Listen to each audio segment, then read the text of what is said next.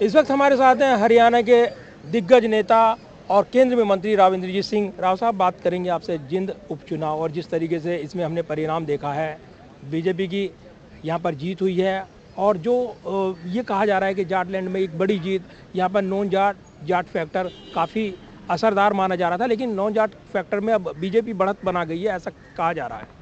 देखिए, जीन से जो मेरे जहन के अंदर ध्यान है, कोई जाट तो पहले कभी बना ही नहीं था। तो आज भी जाट नहीं बना है, नॉन जाट ही बना है। और बीजेपी की जो जीत है वो मैं समझता हूँ कि लोगों की उम्मीद से ज़्यादा है। तो इसका मतलब ये है कि जींद के अंदर और बल्कि हरियाणा के अंदर बीजेपी आज के दिन सभी लोगों के जहन के अंदर है और शायद उसका परिणाम यही है कि बीजेपी को इतनी बढ़त मिली है। क्या इसकी जीत की वजह आप मानते हैं? क्योंकि कहीं ना कहीं कई समीकरण को लेकर चर्चा चल रही है, विधानसभा चुनाव ज़्यादा दूर नहीं है, लोकसभा चुनाव की चुनौती है। लोकसभा चुनाव तो अगले दो तीन महीने के अंदर हो जाएंगे। हरियाणा के चुनाव शायद उसके साथ ना हों, उसके बारे में दूसरे समीकरण बन सकते हैं। लेकिन फ़िलहाल तो मैं समझता हूं कि जिस तरह से बजट पेश किया गया है और जिस तरह से नरेंद्र भाई मोदी के अंदर लोगों की आस्था है, हरियाणा के अंदर हमारे को पूरी सीटें मिल जाएंगी। और इस जो चुनाव परिणाम में टोटल टीवी के सर्वे पर एक बार फिर मोहर लगी है। बीजेपी नंबर 1 थी और इसके अलावा जेजेपी नंबर 2 थी और कांग्रेस नंबर 3 पर यह अनुमान लगाया गया था जो वहाँ से सैंपल इकट्ठे हुए थे। आपको लगता है, आपने इतने लंबे समय से देखा, क्या कहेंगे आप? मैं ये कहूँगा कि टोटल टीवी मुबारकबाद के पात्र है। जब लोग आकलन लगाते हैं तो कई लोग राजनीति से प्रेरित होकर के और आकलन लगाते हैं, खास तौर पे टीवी चैनल्स वाले। लेकिन टोटल टीवी ने एकदम 16 आने टनाटन सही बात कही।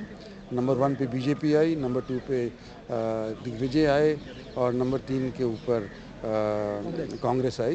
तो ये बिल्कुल आपके अनुसार ही आया और मैं आपको मुबारकबाद देना चाहता हूँ। अच्छा, एक आखिरी सवाल, अब आप इसमें क्या समीकरण देखते हैं? क्योंकि ये कहा जा रहा है कि खट्टर सरकार को तो फ्री हैंड लगातार था और जिस तरीके से समीकरण बनकर उभरे, गुटबाजी पर लगाम लग जाएगी।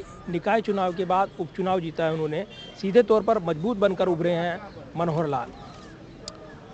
ये तो बात दुरुस्त है कि चीफ मिनिस्टर साहब की शासन के दौरान ये चुनाव हुआ है और आमतौर के ऊपर जो भी चुनाव होता है, जो सरकार होती है, उसके पक्ष के अंदर ही जाता है। अभी तक तो हमने हरियाणा के अंदर यही देखा है, उसके विपरीत नहीं जाता, जैसे कि राजस्थान में चला गया, जैसे कि यूपी के अंदर चला गया। तो जहाँ हम ये कहते हैं कि मुबारकबाद के पात्र मनोहर लाल खट्टर जी हैं, साथ साथ ये भी कहते हैं कि हरियाणा की ये परंपरा रही है कि जिसकी भी सरकार होती है, उपचुनाव उसी के पक्ष के अंदर जाते आए रहे। धन्यवाद बात करने के लिए। और राव इंद्रजीत सिंह, जिस तरीके से जिंद उपचुनाव का नतीजा और उसके बाद जो समीकरण बनकर उभरे हैं, तो वहीं टोटल टीवी के सर्वे पर भी वो अपनी बात रख रहे थे। जाहिर सी बात है, जिंद उपचुनाव बड़ा मुकाबला था, लिहाजा उसके रिजल्ट के बाद लगातार सियासी समीकरण नए बनते दिख रहे हैं। कैमरामैन विद ब्रिक के साथ प्रदीप कुमार, टोटल न्यूज़, दिल्ली।